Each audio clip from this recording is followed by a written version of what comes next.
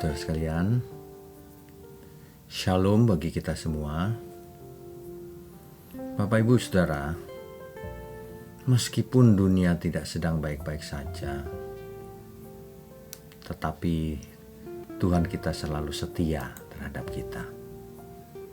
Itulah sebabnya setiap orang kan pasti pernah mengalami badai dalam hidupnya.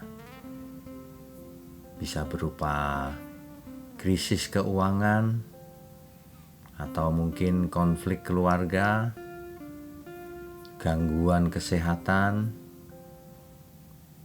atau pergumulan batin yang sangat berat misalnya. Dan terkadang badai itu datangnya tiba-tiba lagi, tanpa peringatan. Membuat kita kaget, panik, merasa seolah-olah Tuhan kok diam saja. Kok Tuhan mengizinkan badai seperti ini? Ya.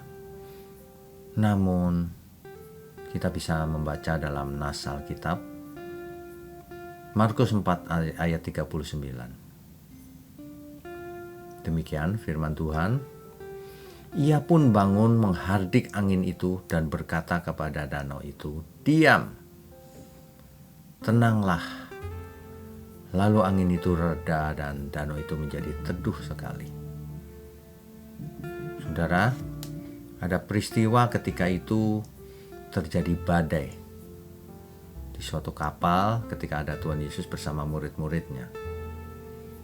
Karena terjadi badai, murid-murid ini ketakutan lalu membangunkan gurunya, yaitu Tuhan Yesus.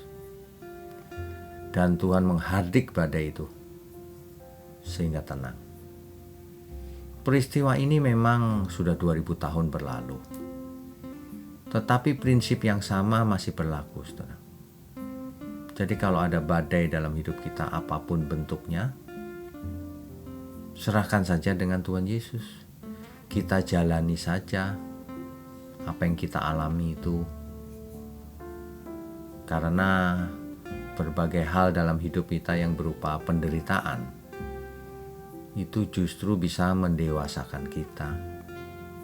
Makanya diizinkan Tuhan supaya kita naik kelas, ya, supaya kita tidak lemah. Dari hari ke hari makin kuat, kan begitu harusnya ya. Demikian juga ketika seseorang ada misalnya dalam pesawat, cuacanya buruk, pesawatnya berguncang-guncang sehingga semua penumpang jadi panik.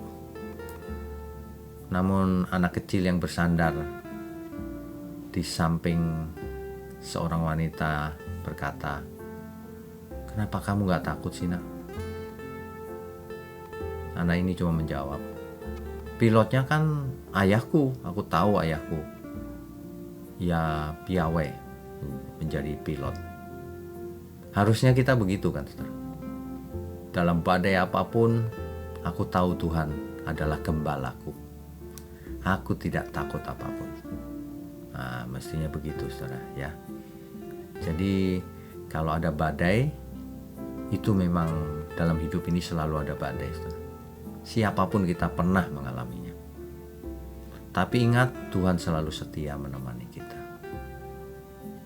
Percaya saja, tenang, lakukan bagian kita. Selamat malam, saudara. Selamat beristirahat. Tuhan Yesus berkati. Amin.